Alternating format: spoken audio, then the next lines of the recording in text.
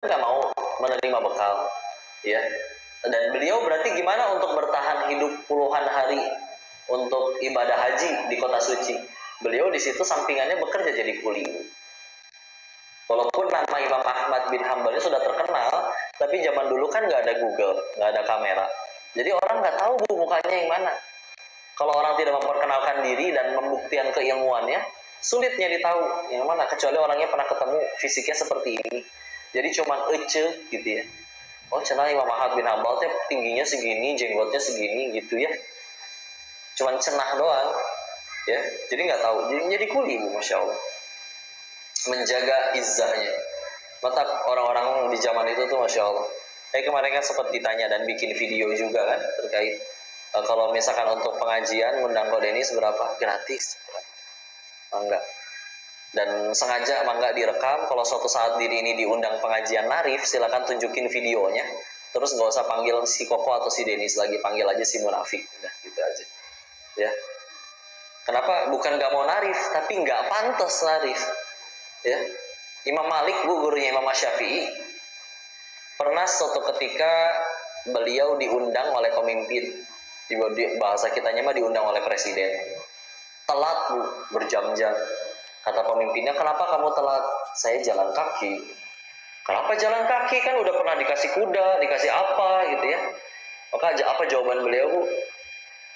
Tidaklah pantas, siapalah diriku ini untuk menginjakan kaki di kota Rasul ini, di kota Madinah, dengan kaki kuda, bukan dengan kakiku sendiri. Padahal makam nabinya kan di situ, jauh, entah, bukan di tempat itu. Tapi beliau ngerasa, aku hanya seorang Anas bin Malik.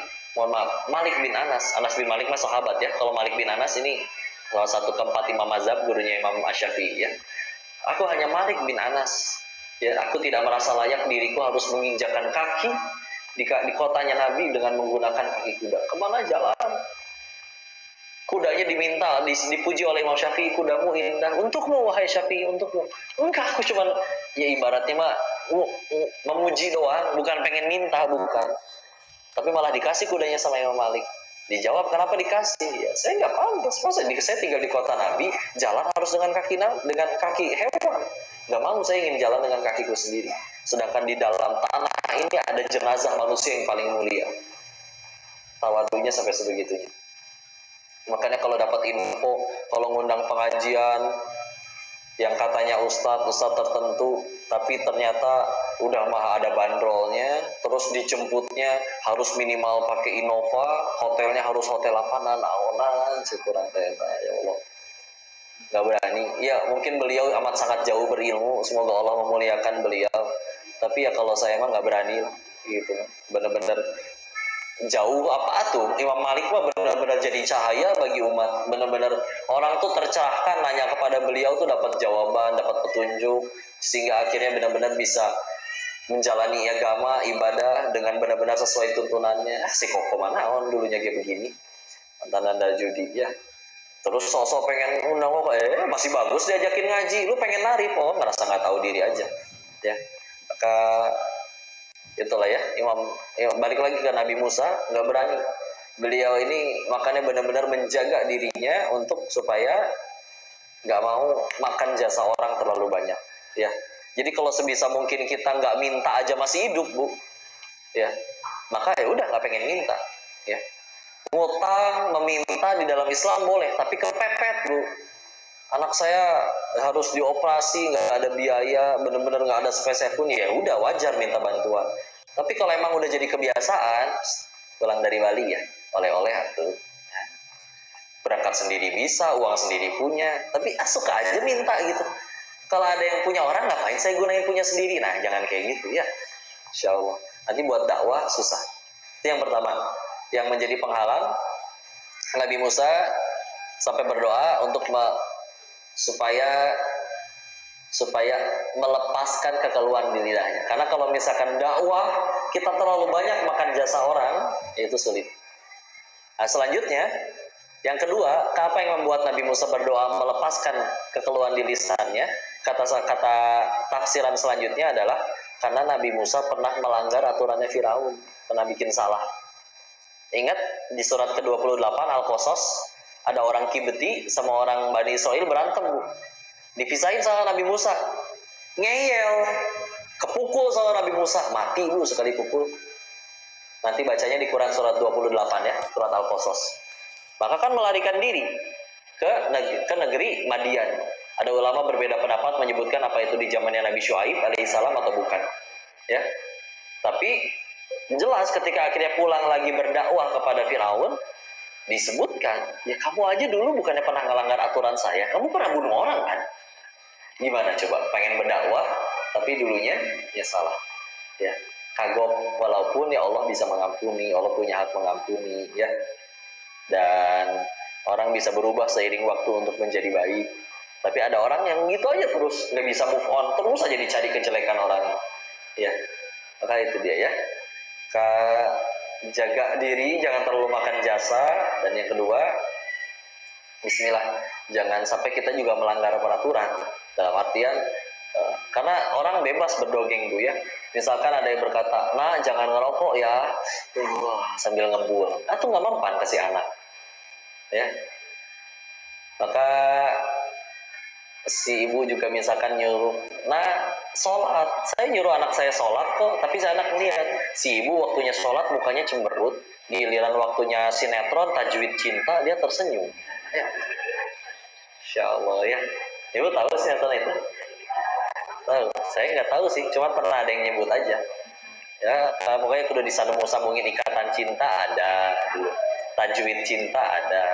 Mungkin nanti ada makhorijul huruf cinta mungkin ada juga ya. Maksawe ya tau ya. Ya gitulah ya. Nah udah sisanya nanti bismillah tinggal istiqomah. Ya. Waktunya masih ada nih, sampai jam berapa? Terusin dikit lagi. Hah?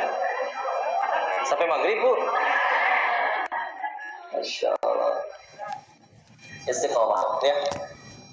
Ketika bicara istiqomah ini saya pengen meluruskan sekali lagi, walaupun tadi bahas dakwahnya udah ya. Istiqomah itu kalau dalam secara bahasa dari kata ista yang artinya upaya, komahnya tegak. Nanti ada wazan yang lain ya. Istighfar itu satu wazan dengan istiqomah. Ya. Istanya upaya, ghafarnya ampunan, jadi upaya memohon ampun gitu ya, istighfar. Istiqomah istanya upaya, komahnya menegakkan apa yang ditegakkan, syariat Allah ya, istiqomah. Nah ada ulama menyebutkan, ini keren Bu ucapannya, istiqomah khairu min, jangan alfi syahr, jadi surat Al-Qadr ya, istiqomah khairu min alfi karomah. Ulangi, istiqomah khairu min alfi karomah. Istiqomah itu lebih baik daripada 1000 karomah. Ibu tahu karomah? Karomah itu adalah suatu kelebihan dari Allah yang datang karena ketakwaan si hambanya. Ya, misalkan contoh dia bisa jalan di air, misalkan ya, pokoknya yang aneh-aneh. Jadi sekarang ngelihatnya gini Bu, gampang Bu. Kalau di zaman sekarang ngelihat ada manusia yang bisa melakukan hal-hal yang di luar akal Bu. Misalkan dia bisa jalan di air, bisa terbang, bisa ngubah upil jadi emas, misalkan ya. Orang-orang diperuluk jadi emas Bu, Masya Allah. Gilirnya. Tapi tetaplah kalau jadi emas mah dipungut ya. Maupun keluarnya dari pantat ayam, kalau telur diambil. Mau keluarnya dari pantat bangsawan, kalau keluarnya bukan telur, gilirnya. Itu hayangin. Ya. Gitu ya. Maka apapun Bu, punya kemampuan seaneh apapun, pilihannya di zaman sekarang tinggal dua. Satu, karomah.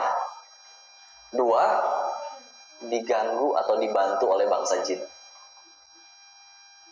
Gitu ya. Pokoknya lihatnya gampang, terang ya. Dia bisa ngeramal, ramalannya betul semua. Lihat, dia gimana orangnya? Ternyata sholat enggak, kerudungan enggak, padahal perempuan gitu ya, tidak menutup aurat. Ya udah, bisa jadi itu bukan aroma, tapi adalah diganggu. Baik orang yang ngerasa sadar diganggu, karena ada yang ngerasa sadar dia memang bekerja sama dengan bangsa jin, ada yang memang nggak sadar, ya, nggak sadar digangguin. Yang kedua karomah. Tapi kalau karomah jelas biasanya taat luar biasa dan sebisa mungkin menyembunyikan. Karena nggak pengen orang lain tahu, karena takut orang lain tahu, jadi kagum sama manusianya, bukan sama Allahnya. Itu mencegah, beliau nggak mau merusak akidah orang lain. Dan bahkan ada sebagian dari mereka nggak sadar dirinya punya karomah. Ya, jadi karomah dari ketakwaan, yang satu dari gangguan jin. Makanya termasuk izin ya, anak-anak indigo, tahu? Anak-anak indigo itu bukan kelebihan, tapi dia sedang diganggu. Ya, apalagi IndiHome. Gitu lah internet. Masya Allah. Masya Allah ya. Wifi ya. Ya. Begitu. Balik lagi ya. Maka kenapa kok maksudnya kok diganggu oleh bangsa jin? Karena begini Bu, ya. Ketika kita bicara ibadah, itu setan nggak suka kita ibadah Bu. Ya. Tapi gimana caranya setan bikin kita beres ngaji kayak gini, terus kita langsung ngerampok bang rame-rame, kan nggak mungkin. Ya, beres ngaji nih kita langsung pergi ke warung kopi ngopi semuanya, nggak mungkin, lagi puasa. Ya, jadi bagi setan ini gimana caranya bikin orang langsung dosa setelah pengajian, nggak mungkin.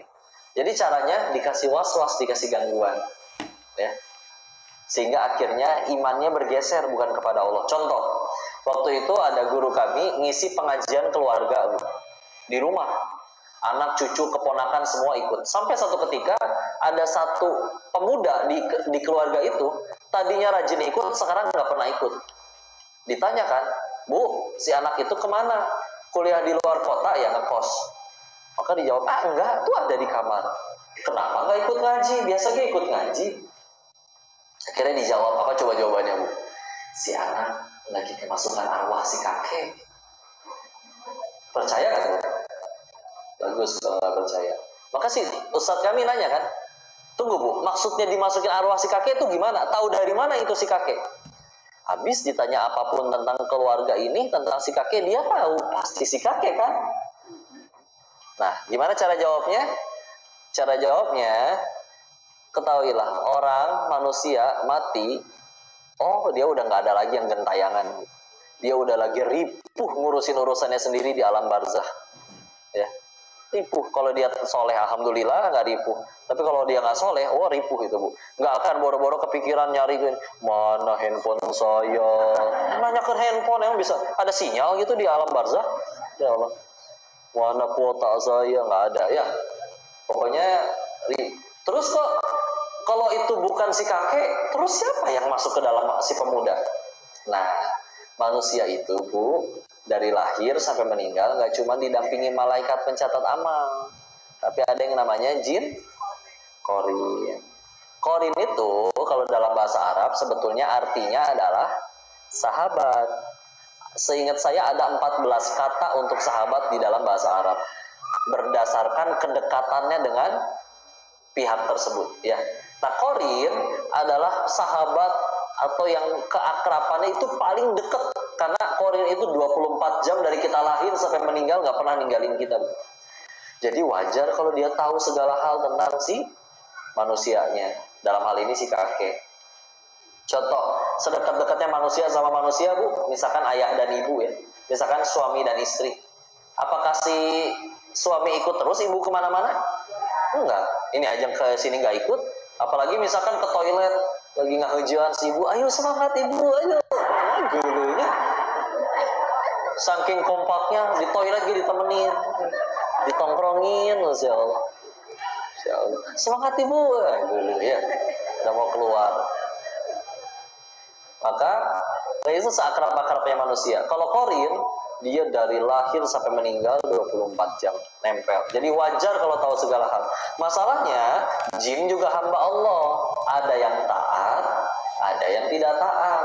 Kalau dia tidak taat, manusia yang meninggal bete, Bu, gabut, bingung mau ngapain lagi. Ya udah, diganggu anak cucunya. Ya, dengan cara apa? Sosok masukku, aku si abah, ya. Akhirnya apa? Keluarga tersebut dari yang tadinya ada masalah minta ke Allah, sekarang kalau ada apa-apa nunggu si itu kesurupan, nanti tanya ke si abah. Rusak nggak Bu akidah? Berhasil nggak Bu setan menggagalkan pahala-pahala mereka? Karena punten ya, orang rukun Islam yang 5, Ada orang yang lakuin nomor 2, 3, 4, 5, sholat, zakat, puasa, haji, sering luar biasa. Tapi akidahnya nggak bener, nggak percaya bahwa Tuhan itu, Allah itu Tuhan. Diterima nggak ibadahnya? Enggak.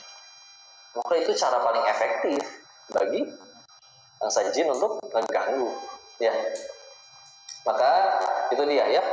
Istiqomah khairun min alfi karamah. Maka balik lagi. Jangankan orang ini punya kemampuan yang jelas-jelas diganggu jin. Kalau dia benar-benar takwa, soleh kepada Allah dan punya 1000 kemampuan di luar nalar, itu tetap tidak lebih baik daripada keistiqomahan. Ya. Karena punya karomah, dia tergelincir ngerasa dirinya sudah soleh, sudah mulia, sehingga akhirnya ibadahnya turun, kalah sama orang yang meskipun cuma ya standar ibadahnya tapi istiqomah terus dalam keimanan. Ada salah satu ayat Nabi itu disebutkan kan ubannya sedikit.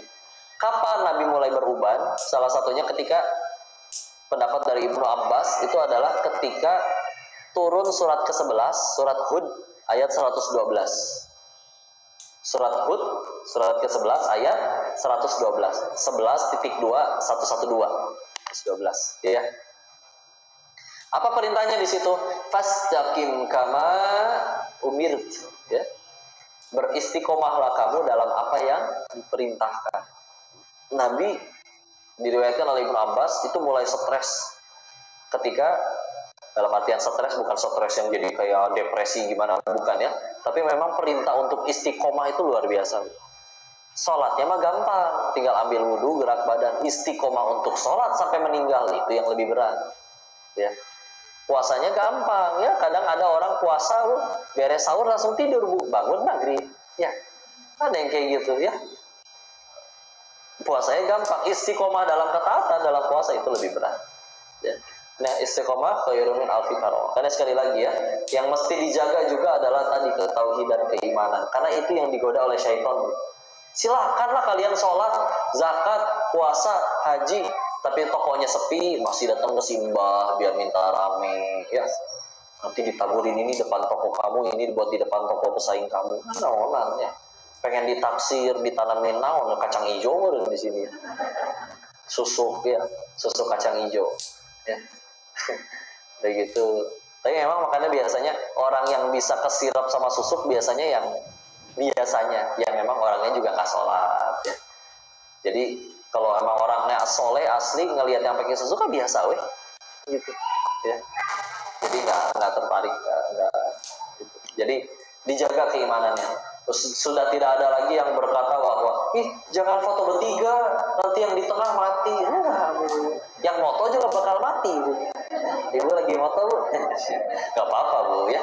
Jangan, yang penting mati itu bukan mati karena apa, tapi mati sedang apa. Yang penting husnul khotimah, ya. Kok meninggalnya gara-gara COVID, tapi pas lagi sujud rakaat terakhir husnul khotimah, ya. Kok meninggalnya di masjid, keren, tapi pas lagi nyolong speaker ketiban, berarti husnul khotimah, ya. Makanya yang penting mati itu bukan karena apa, tapi sedang apa. Nah, mudah-mudahan kita selalu sedang dalam melakukan kebaikan, ya. Jadi nggak ada yang percaya jangan moto bertiga yang di tengah mati. Enggak, Bu, yang moto ya bakal mati, ya. Keluar rumah kejatuhan cicak saya bakal sial. Enggak, Bu, ketipaan cicak 1 RW juga nggak akan sial. Sial tuh 1 bikin dosa nggak tobat, nah hukumannya pasti ngejar, ya. Sakit kepala nggak ada lagi yang berkata ini bodrek emang luar biasa. Enggak, Bu. Ibu sembuh karena bodrek atau karena Allah? Allah, ya. Mau dileg-leg 1 kardus itu, Bu, bodrek, Bu, nggak akan sembuh, Bu, kalau nggak izinin. Leg-leg kasar ya, maaf, Bu. Udah di Bogor makan gitu, Insya Allah, gitu lah, ya. Sampai kemarin waktu di Jawa Timur belum lama ini, tahu kan, ada anak kecil kesambar petir lagi sambil megang batu. Jadi katanya batunya bisa nyembuhin orang sakit, Bu. Orang teh datang bawa airnya kadang digayung, nanti air yang digayungnya dicelupin pakai batunya anak kecil itu, nanti jadi sembuh katanya. Diminum, namanya batu ponari. Ponari, tahu ponari? Jadi kalau airnya udah dicelupin sama batu ponari, namanya berubah jadi ponari sweat.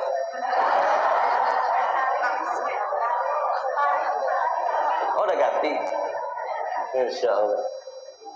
Kayak gitulah ya, enggak merusak akidah. Karena kalau akidahnya udah terganggu, ibadah sebanyak apapun nggak keterima. Jadi istiqomah